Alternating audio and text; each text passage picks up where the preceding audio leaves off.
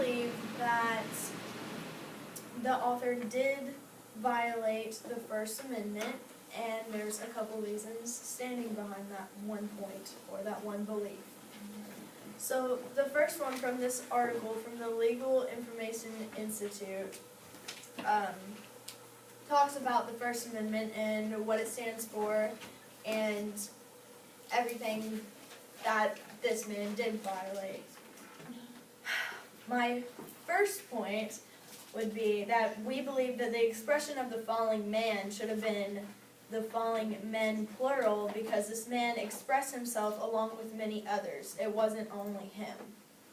Should his decision have been publicized? Maybe, if there was consent, but there's no such thing as consent from a man who has already passed away.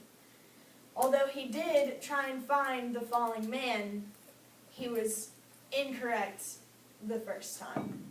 Obviously, we've learned about that. So he was incorrect the first time, and since that is just the fact of the matter, that family who he publicized and he decided to put it out there was hurt, did not want their family member to be exploited when they didn't really have a choice. Because not a couple weeks, not a couple months, the exact day after was whenever this man got exploited in the newspaper, on the front cover. He didn't have a choice. Dead or alive, his family, consent or no consent, it was out there, and there wasn't a choice for anyone. This article, again, was publicized the very next day. And with technology being so advanced today, we don't understand that. We understand the fact that if something happened 5 minutes ago, we're going to know it now. But we have to take it back a few years, back to the year that we were born. No, we have no clue about how life was actually going on back then, because we were just first born.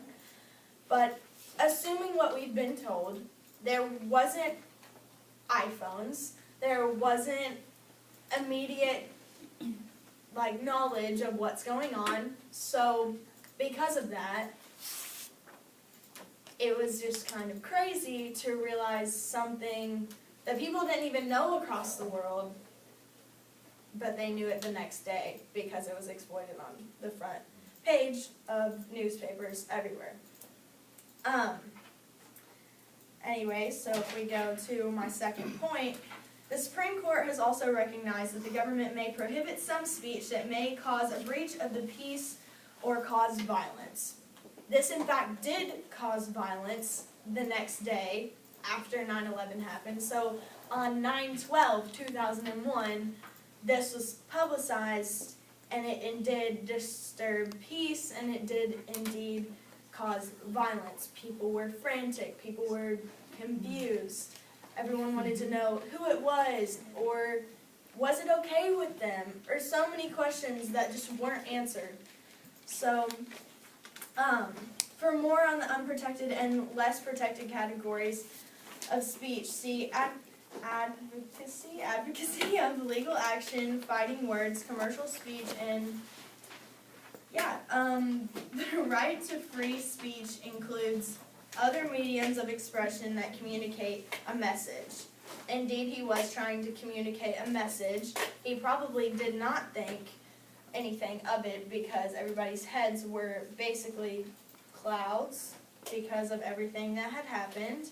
So, but in conclusion, this disturbed peace and this did cause violence, and it did communicate a message that wasn't received the way it should have been.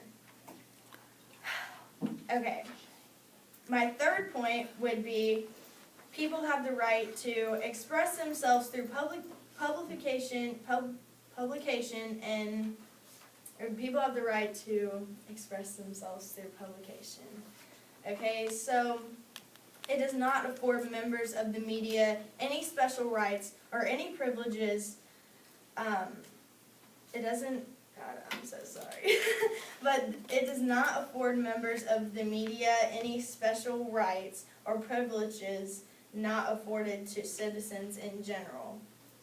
So just because he was a writer and a photographer and this, that, and the other great guy doesn't mean that he gets to just put it out there for everyone to see without family's consent or the man himself, even when he wasn't quite sure who it was in general.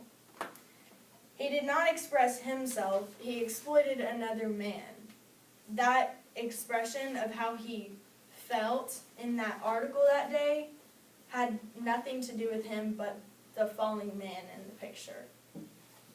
In conclusion, the author did violate the First Amendment.